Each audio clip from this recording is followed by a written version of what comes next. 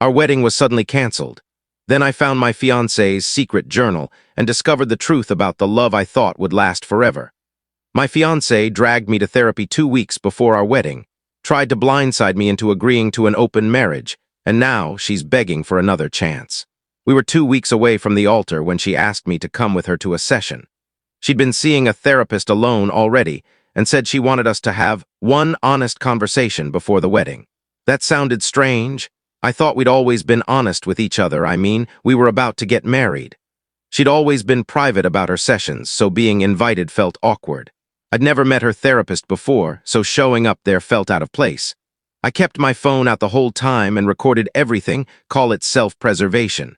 My fiancé was already in the waiting room. I had to wait about 20 minutes before they let me in. The therapist greeted me, shook my hand, and made a little comment about how I wasn't at all like my fiancé had described me. I assumed it was a compliment. Then the therapist turned to my fiancé and said, "This may be harder than we thought." That line chilled me. I stayed calm and kept the artificial smile people use in awkward moments. The therapist launched into a brief speech I don't want to repeat verbatim. My fiancé squeezed my hand as the therapist explained, in a very modern society tone, that they wanted us to consider a non-traditional marriage going forward. I smiled because I had no idea what they meant. I expected words about equality or careers or shared responsibilities. I did not expect them to say she wanted, after marriage, to be free to sleep with other men. And she insisted she wouldn't be comfortable with me having the same freedoms. Apparently she would be upset if I found other women attractive or if someone stole me. I said nothing while they spoke. They grew more confident the quieter I was, and it was obvious they'd practiced this. When I asked whether the therapist was licensed, she seemed surprised that would be my first question, but she said yes. I told her to explain to my fiancé right then that we were done, that we weren't getting married, and that we wouldn't be a couple anymore. Then I left. I had every intention of reporting the therapist. What happened in that session felt unprofessional and manipulative. There was no positive outcome for me in that conversation. Even if she'd proposed an open arrangement where I could also sleep with others, it wasn't a marriage in my eyes. The whole thing made me wonder whether she'd cheated. Some details started to make less sense, and after listening to my recording a few times, I felt vindicated. I called off the wedding. I'm normally easygoing. I avoid fights and live by basic principles and common sense. Maybe my calmness made her think she could walk all over me. But listening to the recording erased any doubt. That "this may be harder than we thought" line sounded like she'd painted me to the therapist in some exaggerated way. I decided the therapist needed to answer for it. People started asking questions, and I hated it. I was sure my ex would do damage control, and I didn't want a messy he said she said situation. I had the recording but didn't tell her I'd recorded it. I returned some of her things by courier and made sure she signed for them. Reading her diary seemed pointless. She'd never accepted responsibility, so what would be the value? Still, I was getting pressure from family and friends who wanted answers. An update: 2 weeks since my first post, things took some unexpected turns. I spoke with a lawyer at work who didn't take me seriously at first. Then I played the recording for him and he listened more carefully. He pointed out phrasing I'd missed. The therapist said, "We think, we want, we decided." The therapist used collective language instead of saying, "Your fiancé asked me to," or "Your fiancé wants." The lawyer asked what I actually wanted to achieve. I admitted I didn't want to sue. I wanted the therapist held accountable. We wrote 2 letters, one to the clinic and one to the American Psychological Association. A coworker dug up reviews and contacted 2 former patients who had bad experiences with the same therapist. They agreed to help. We compiled signed statements and a detailed account of what had happened. The clinic called our office the next Thursday, probably to see if it was real. When they confirmed it was, someone at their end muttered, "Well, crap." They said they took it seriously. The people I contacted described similar wrecked relationships. I started to feel like this wasn't just a one-off. The therapist seemed to have an agenda. Then there was a meeting at my parents' house last Friday. My ex and her parents came over.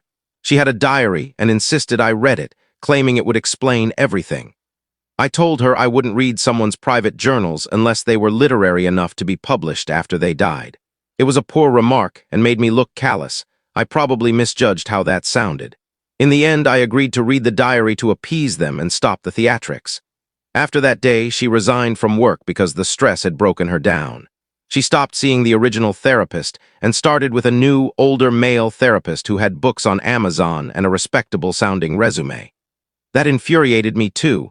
It was like everyone expected us to defer to the experts and accept whatever they said about morality or betrayal. We're not children. We should be able to decide what counts as a betrayal in our own relationship. I refused to back down on not letting outsiders redefine that for us. We'd known each other 9 years and dated for 5. Even if there were genuine reasons behind her behavior, I don't know how you return to normal after something like this. She feels like a stranger now. I still find her attractive, but the gestures and appearance lately felt calculated. Hair done the way I like, clothes I bought her, that perfume I gave her. It all felt like staging. Later developments. I ended up meeting her parents again and laid out what had happened with the therapist. My ex corroborated the story and broke down. Her dad was in tears. She said she'd gone along with the therapist because she trusted her authority. She now claims she disagreed with everything the therapist suggested, but she followed along. She showed appointment confirmations for her new therapist, an older, bearded man who seemed legitimate online. She used that to convince her parents she was getting help. In a separate, short conversation alone, she begged me to take her back and offered to do anything to prove she could be trusted. Give me control of finances, let me access her devices, put property in my name, let me track her. She listed things designed to make me feel secure. I asked if she'd cheated. She said she'd had opportunities but never acted on them. That answer made me angrier than anything. If you're committed, you don't put yourself in positions where such opportunities exist. Saying you had the opportunity sounds like a confession and a temptation at the same time. That 10-minute talk effectively ended our private discussion. I never told anyone about the recording. When I told the family the gist of it, my ex reinforced my version in front of her parents. They looked at me like I'd ruined things, and the room smelled of blame. My ex kept bringing up her diary as some cleansing artifact. She wanted me to read it. I didn't want to, partly out of principle, partly because she hadn't accepted responsibility, but agreed to avoid more confrontation. My coworkers helped dig up other people's experiences with that therapist, and when those people joined our cause, the complaint grew stronger. The clinic reacted quickly after we approached them, and their lawyers called our office. It looked like something might finally happen. I wanted the therapist investigated because multiple people's relationships were damaged by her approach, not just mine. Now she's begging, promising to change, offering me contractual-style controls to make herself acceptable again. She's cut ties with that first therapist and is seeing someone new. She claims the therapist twisted things and made her believe the problem was our relationship. Her parents, my parents, sisters, everyone's involved. We tried to have a private conversation, but secrets don't stay private once you drop the wedding. So can this ever go back to how it was? We'd been together forever. There are real memories and real affection. But trust has been broken, not just by any potential infidelity, but by the manipulation of a therapist and the fact my fiancé went along with it instead of defending our bond. If you're asking what I did, I walked away. I canceled plans, the loan, everything. I returned her things. I told her we were done. I reported the therapist and collected witnesses. We met both families. I listened while she tried to explain, and I heard things that didn't sit right. The journal sits quietly on my nightstand. I haven't read it, and honestly, I doubt I ever will. I skimmed through just enough to see if it truly was a year old, and it is. The older pages show worn creases. The ink has that faded look time gives, and as the entries move forward, the writing becomes fresher. She used the same pen, which was still clipped to the journal. I even tested its same ink color, same pen, same level of use that fits a year of writing. It's not fake. Everything about it screams authenticity, but I can't imagine it's going to be a pleasant read. Me. A pawn in someone's emotional experiment? I doubt that was her original intent when she began writing. If what she told me is true, her new therapist asked her to let me read it. As for everyone curious about why the wedding was called off, I've been telling people we had a serious disagreement we couldn't resolve. That's not a lie, just a compressed version of the truth. But her sister's close with their mom, so it's only a matter of time before the real story leaks. Our parents want us to meet again next week. They believe reading that journal might help me understand that maybe we can work through things and start fresh. They say she'll get treatment, she'll get better, and that she's still the same woman I fell for, just lost right now. They can tell I still love her. Otherwise, I wouldn't be so damn emotional about all of it, their words, not mine. but I doubt I'll show up next Friday. Still, I can't lie, she looked beautiful, absolutely flawless. To everyone who's been following, thank you for the advice, the kind words, and the support. It helped me figure out what to do about that therapist. Now the question remains, what do I do with her journal? Return it, keep it locked away, maybe read it when I'm 90. Update 2. The therapist and the fallout. So, let's start here. The therapist no longer works at the clinic. From what I've gathered, the clinic itself is now being sued, though not because of me. It seems someone else filed a completely separate case, but I can't help wondering if my report had something to do with it. I don't have the full details yet. Apparently, the therapist tried reaching out to Mel but never got through. My guess, she learned about my complaint and wanted to get her side of the story straight. Mel ignored her and blocked all contact. Part of me wonders if filing that report was a mistake, not morally but strategically. It might attract unwanted attention if the lawsuit goes public and they decide to contact me.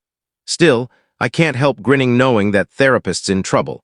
For those doubting that I have feelings, here's proof. I'm practically giddy over the thought of her facing consequences. Please note the sarcasm. Now about Mel, or Sophie as I'll call her for clarity. I mentioned her journal earlier. I ended up returning it. I did it formally through our office courier first thing Monday morning. I attached a letter explaining why I hadn't read it, because, in my eyes, handing me that book was just her way of shifting responsibility. She wanted me to find closure in her words instead of in her actions. So I did the same, closed my part of it, and sent it back. But I won't lie, the moment I got confirmation that she'd received it, I felt this sting of sadness. Maybe I should have read it. Later that day, she came to my workplace. No drama, no scene. She just waited quietly in the lobby until I finished work. When I found out she was there, I had two options: tell her to leave or hear her out. I chose to listen. She broke everything down for me piece by piece, the reasons our relationship fell apart. 1. Stress. I knew she was overwhelmed, but I never realized how severe it had become. When she started therapy for work stress, I should have paid closer attention. She told me she was fine, and I believed her because why wouldn't I?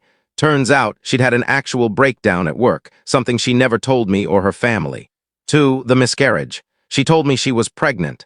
She'd found out a few weeks before the wedding and had planned to surprise me with the news, but she miscarried days later. She said she stayed silent because she didn't want me to see her as unworthy, that I might think she couldn't have children. The thought shattered me. 3. The friend. I'd mentioned before that we had friends in open marriages, one of them being a close friend of hers. This woman had married a man with a player's past, much like mine, though in his case the number was 70. After marriage, he demanded an open relationship, and she'd been miserable ever since. That friend told Sophie she saw the same warning signs in me, that I'd eventually want the same thing. So out of fear, Sophie's therapist encouraged her to get ahead of it. 4. The parents. Our fathers both work in academia and have been friends for decades. That's how Sophie and I met at one of those professional events. Her mother couldn't make it, so Sophie went instead. But recently, she learned that the real reason her mother missed that event was because her father had been caught cheating and their marriage was in turmoil. They eventually reconciled, but it broke Sophie's illusion of the perfect marriage she'd always idolized. Add all this up, and you have a ticking time bomb, one that went off in a therapist's office. The therapist's plan, apparently, that therapist was thrilled at the idea of an open relationship experiment. She told Sophie that men like me, those who'd had multiple partners, could never truly stay loyal. That the only way to cure me of my supposed infidelity was for Sophie to sleep with other men. According to the therapist, it would balance the scales, prove her love, and strengthen our bond. It was madness, but it also explains everything. Her therapist likely expected me to react emotionally or lash out, not to walk away so calmly. That, I think, is where her plan backfired. Sophie and I kept talking for the next week, meeting every day. She answered every question I had, no matter how uncomfortable. It was clear, while I was ready to close that chapter, she wasn't. She was prepared to fight for us, even if it meant tearing herself apart in the process. A month later, I had to leave town for a work project, supposed to be 2 weeks but stretched into 4. Before I left, I gave Sophie a copy of the therapy session recording. She knew about it, I'd told her. When she finally listened, she was stunned. The recording didn't match her memory of what happened in that office. I think that's when she finally understood my reaction and how much manipulation had been at play. During that month, we kept in touch. Slowly, our conversations shifted from pain to perspective. By the time I returned, we were talking again like two people who'd shared a lifetime together, cautious, but connected. Before all this, we'd booked a 2-week honeymoon trip to France, scheduled for 3 months after the wedding. The tickets were non-refundable, the hotel was paid for, and it felt like such a waste to cancel everything. So we decided to go. As friends. Yeah, I know how that sounds, but France was different. There's something about that place, the art, the food, the air, that forces you to slow down and feel things again. We came back not as newlyweds, but as something closer to equals. Rebuilding, not restarting. Where things stand, we made a few promises. She'll find a new job with less stress. We've cut ties with our open marriage friends. They were toxic for both of us. If we ever have a daughter, we agreed on the name Sophie. Never again will either of us hide something as serious as a miscarriage. We're adopting a dog and a cat. She'll keep seeing her current therapist for a while longer, a grounded, older man who seems genuinely professional. If we do get married again, it'll be small, just family. Maybe Italy next time instead of France. I know this isn't the dramatic ending some people were expecting. No revenge, no hate, no scorched earth. But I never hated her. My actions came from self-preservation, not vengeance. And now, after everything, the chaos, the betrayal, the therapy, she's back to being herself. Not completely, but close enough that I can see the woman I fell in love with. She once offered to hand over her passwords, her devices, her finances, complete control, but I never wanted that. Transparency doesn't come from surveillance, it comes from choice. So we'll keep sharing our lives the same way we always have. Just wiser this time. If you enjoyed this story, don't forget to leave a comment, hit subscribe, follow for more, and turn on the bell icon so you never miss the next one.